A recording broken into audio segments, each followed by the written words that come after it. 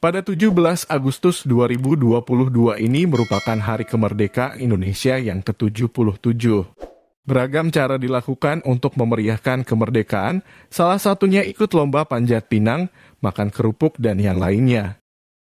Namun, ada baiknya kita juga mengenang sejarah kemerdekaan Indonesia untuk mengenang perjuang bangsa kita di hari istimewa ini.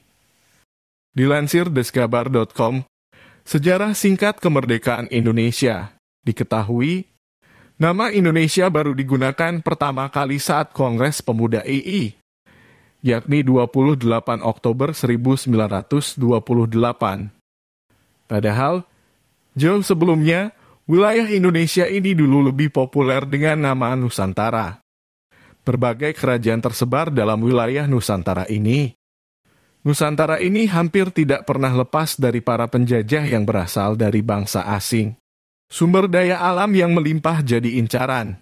Bangsa Portugis di tahun 1509 bahkan berhasil menguasai wilayah Malaka, Ternate, dan Madura. Salah satu perlawanan dilakukan oleh Fathahillah dari Demak yang berhasil merebut Sunda Kelapa dari Portugis pada tahun 1602. Kemudian, Belanda pindah ke Banten yang saat itu di bawah pimpinan Cornelis de Houtman. Ini tepatnya setelah penjajah dari Portugis. Saat itu, Belanda bermaksud menguasai rempah-rempah Indonesia dan membentuk VOC. Dalam membentuk VOC, ada beberapa perjanjian yang harus ditaati oleh Belanda seperti Perjanjian Bongaya hingga Perjanjian Giyanti. Belanda kemudian memilih Herman Willem Daendels sebagai Gubernur Jenderal Hindia Belanda saat setelah VOC berakhir. Di masanya, ia mempekerjakan paksa masyarakat di Pulau Jawa untuk bekerja membuat jalur anyar Panarukan. Kurang lebih, Belanda menjajah Indonesia selama 350 tahun. Itu tepatnya hingga Jepang masuk ke Indonesia. Serta saat Jepang menyerang Belanda hingga menyerah tanpa syarat. Pemerintahan Jepang berakhir setelah 3,5 tahun menjajah. Tepatnya, itu berakhir ketika tentara sekutu kalah pada Perang Dunia II.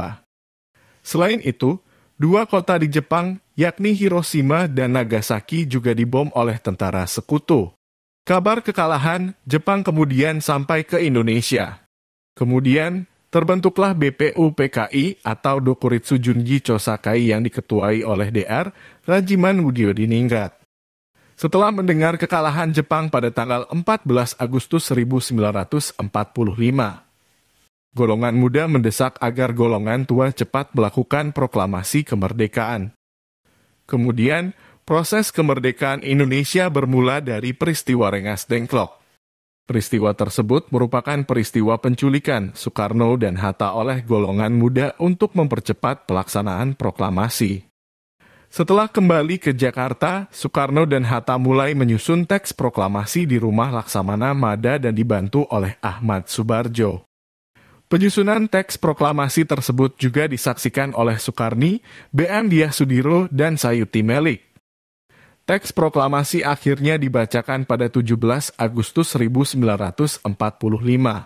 Setelah Indonesia merdeka, kemudian UUD 1945 ditetapkan dan disahkan menjadi dasar negara Republik Indonesia.